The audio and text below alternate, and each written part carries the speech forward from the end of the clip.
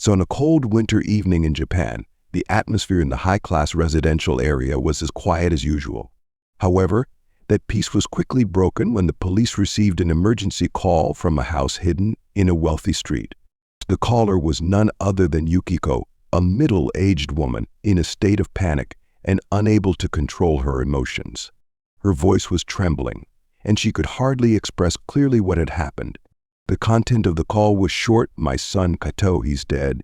When the police force quickly arrived at the scene, they discovered a gloomy scene inside the house. Yukiko's 21-year-old son Kaito was found lying motionless in his bedroom. His lips were purple, his eyes were closed, and his body was lifeless. The apartment was luxurious but cold, with no obvious signs of disturbance or forced entry.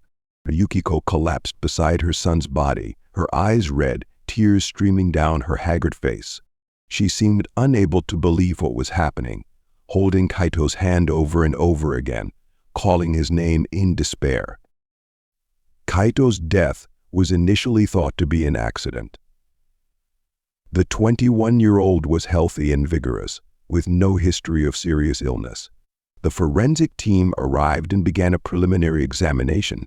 There were no obvious signs of fatal injuries or outside interference. However, Yukiko's panic and Kaito's unusual condition left the investigating officers puzzled. While they carefully examined the victim's body, they discovered bruises scattered all over Kaito's body, especially on his neck and arms, signs of struggle. These bruises immediately aroused suspicion within the investigation team. They did not fit the initial hypothesis of a natural death or an accident. Furthermore, the mother's extreme panic, although understandable under the circumstances, brought with it a strange sense of unease. Yukiko tearfully recounted that her son had been fine that morning, with no signs that he might be in danger. The police listened to her story, but questions began to slowly arise in their minds. Why did Kaito have bruises on his body? And why did Yukiko, despite her grief, appear so panicked, as if she knew something they didn't? A full investigation was launched. The police began to examine the scene more thoroughly, collecting every possible clue. The forensic team also performed additional tests to determine the exact cause of death. Meanwhile, Yukiko was taken to the police station to be interviewed. Although she was still in shock, the officers knew that every detail from Yukiko could help them decipher this strange death. The death of a young, healthy man with no medical history, along with unexplained injuries on his body, was what the police were faced with. Each small detail gradually revealed that Kaito's death was not as simple as it first appeared. The investigation quickly focused on analyzing Kaito's family for clues. According to police records, Yukiko, 45, was Kaito's mother and had remarried Kazuma, a successful businessman in his 40s just a few years ago. The family from the outside seemed to have the perfect life. Yukiko had been an independent woman after the death of her first husband, and when Kazuma came into her life, the family seemed to have found stability again. Her son Kaito also seemed to get along with his stepfather. However, when the police began to dig deeper into the family's relationships, they discovered many unusual signs. In the eyes of neighbors and acquaintances, the family was not as peaceful as it appeared. Some neighbors described Yukiko and Kaito as having a rather calm mother-son relationship, but there was always something between Kaito and Kazuma that was difficult to explain. Kazuma was often seen being overly intimate with his wife's stepchild, which sometimes made others feel uncomfortable. Kazuma, with his successful appearance and elegant demeanor, always tried to show himself as a good stepfather, but his overly caring gestures towards Kaito caused many doubts in the hearts of those around him. Some neighbors also began to talk about seeing Kazuma and Kaito having private conversations, sometimes lasting longer than necessary. There were glances and touches that made people close to the family begin to wonder if the relationship between the two was really as normal as they thought. Rumors began to spread about the rift in this family, especially when small quarrels gradually became more frequent.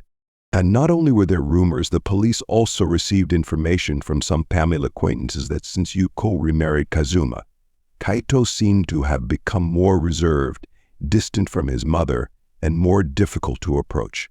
This young man, who had always been open and cheerful, now often stayed alone and avoided contact with others. This further complicates the investigation as details of family discord begin to emerge, suggesting that Kaito's death may not have been an accident.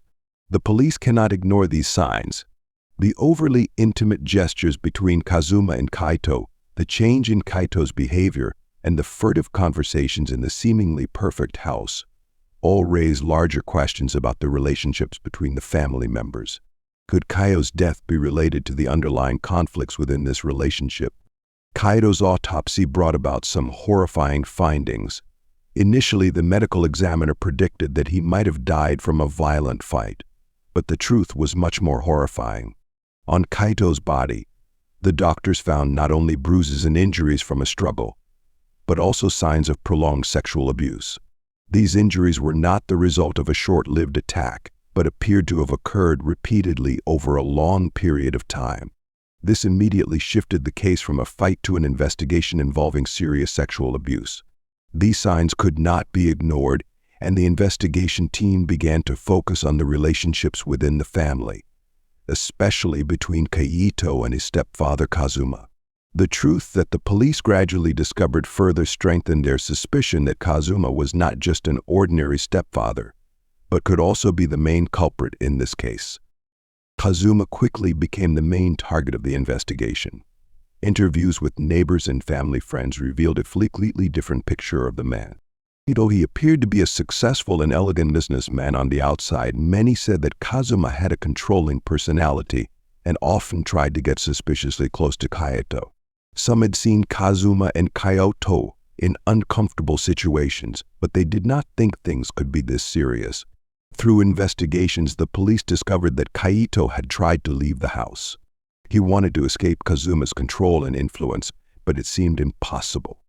Interviews with those close to Kaito revealed that he had repeatedly confided in them his desire to leave, seeking freedom from his stepfather's overbearing control.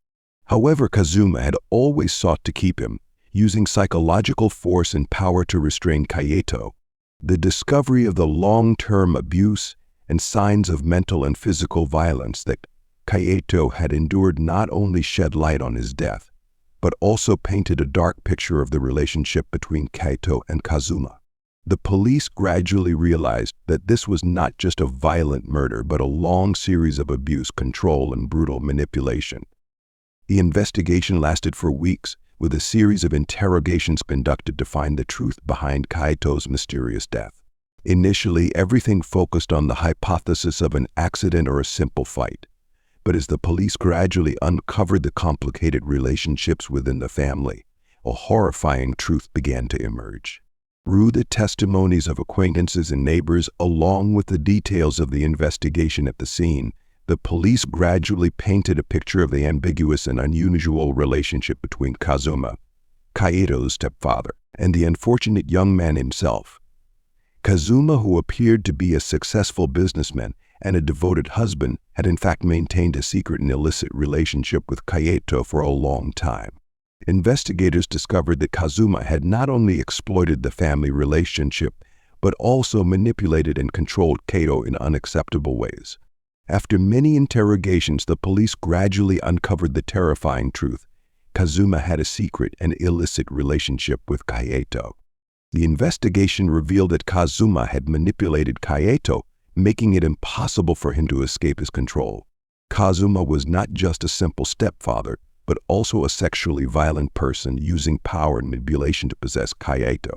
During the interrogation, Yukiko, Kaito's mother and Kazuma's wife, could not hide her horror as the truth gradually emerged, and she testified that on the night of the incident she had left the house because of an urgent matter.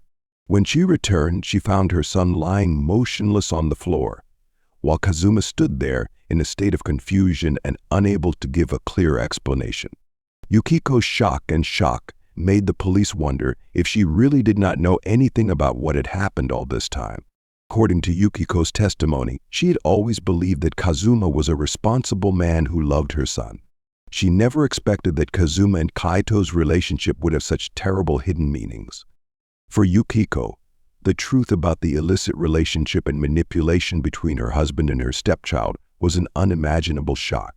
She said that she had never seen any obvious signs of abuse or abnormality in Kazuma's behavior towards Kaito until the murder. Yukiko was in pain as she recalled that night. She said that when she entered the house, everything was in chaos and she could not understand what had happened. Kaio was no longer conscious, and Kazuma, the husband she had once trusted, just stood there, unable to give a reasonable explanation. The constant questioning from the police and the gradual revelation of the truth left Yukiko completely devastated. The exposure of Kazuma's secret and illicit relationship with Kaito shook everything Yukiko had ever believed in. It's not just a simple murder case, but also a collapse of trust and confidence within a family. When a mother discovers the horrifying truth about her husband and the cruel control he exerts over her son. According to Kazuma's testimony, on the night of the incident, Kaito decided to end their secret relationship and wanted to leave forever. Kazuma said that Kaio informed him that he could not take it anymore and wanted to escape his control, leaving the house where he had been imprisoned both physically and mentally. This sparked a heated argument between the two. Kazuma admitted that the argument became heated when he refused to accept Kaio's desire to leave, fearing that all of his dark secrets would be exposed. The police investigation later confirmed that the incident escalated rapidly. Marks on Kaito's body, including bruises and signs of severe beatings, indicated that he had suffered a violent attack.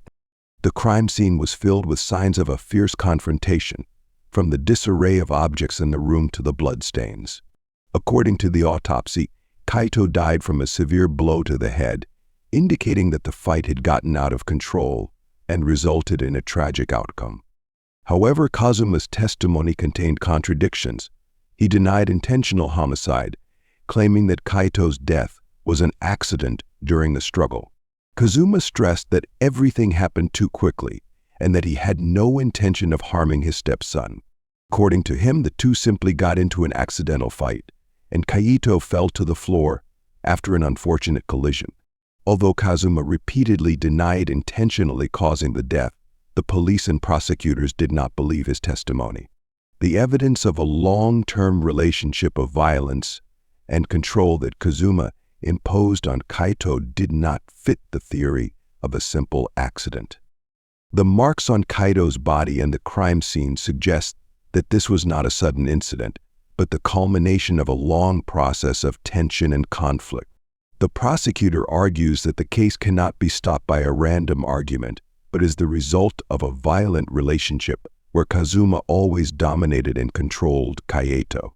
With all the evidence available, the police and prosecutors are determined to bring the case to light, believing that Kaito's death was not an accident, but a deliberate act by Kazuma in a fit of anger and despair. Kazuma's trial has become the focus of attention across Japan. The case has shocked not only Kaito's tragic death, but also the dark secrets hidden deep within a family that everyone once thought was exemplary. Reporters, media, and the public have poured their attention into the case, filling the courtroom. Kazuma, a man who was once a successful and respected businessman, is now accused of murder and sexual abuse, facing the most serious charges. During the trial, the prosecutor has not missed the opportunity to expose the whole truth about Kazuma and Kaito's toxic relationship. Testimonies, evidence, and previous investigations have painted a devastating picture of how Kazuma manipulated and controlled the young man's life. The prosecutor asserted that Kazuma not only abused his power within the family, but also used his position to oppress Kaito, making him the victim of a violent relationship, both mentally and physically. In the courtroom, the prosecutor portrayed Kazuma as a powerful man who used his power not only to deceive his wife and conceal his abuse, but also to destroy Kaito's life. The prosecutor emphasized that Kaito was held back and unable to break free from his stepfather's control. This not only led to his tragic death, but was also the result of a long process of suffering and psychological pressure.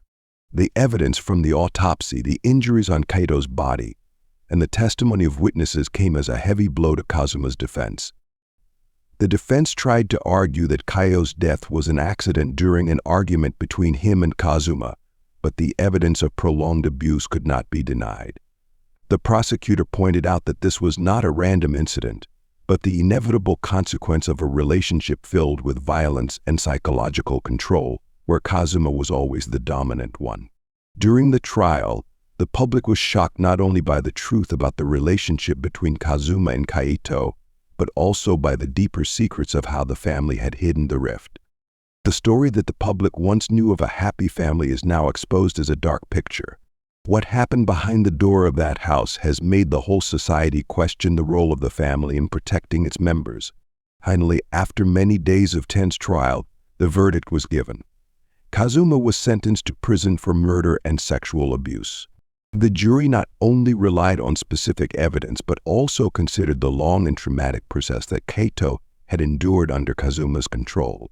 Kazuma's sentence was a harsh one, reflecting society's outrage at the abuse of power in the family. The case quickly became one of the most prominent family cases in Japan, shaking the moral foundation of family protection and safety. Not only did it spark discussions about parents' responsibility to protect their children from dangers within their own homes, but it also opened up deeper debates about how families can harbor dark secrets. The verdict was final, but the case left many unanswered questions. Public opinion continued to debate whether Yukiko, Kaito's mother, truly knew nothing about the relationship. As for Kazuma, although he had received a sentence for his crimes, the damage he caused to his family was still evident. The story of Kazuma and Kaito was not just an isolated case, but a symbol of the collapse of belief in the safety of one's own home. This case not only ended with Kazuma's conviction, but also left a deep scar on society, as people realized that sometimes the safest places could become hidden hells filled with sin and suffering. After the trial, Yukiko had to face a terrible pain that she never imagined. The loss of Kaito, her only son, broke her heart. But more than the pain of losing her son, there was the horrifying truth about the husband she had once trusted so much. Yukiko couldn't help but wonder how she could have been so blind that she didn't notice the unusual signs in Kazuma and Kaito's relationship. But what was happening under her roof, right before her eyes, was completely beyond her control. Torment surrounded Yukiko every day, every hour. She lived in guilt, blaming herself for not being able to protect her son from his brutal stepfather. Sleepless nights and the haunting memories made it impossible for Yukiko to find peace. The image of Kaito motionless on that fateful night haunted her, and every time she thought of Kazuma, feelings of betrayal and horror arose. More than just personal pain, this case completely changed society's view of family relationships.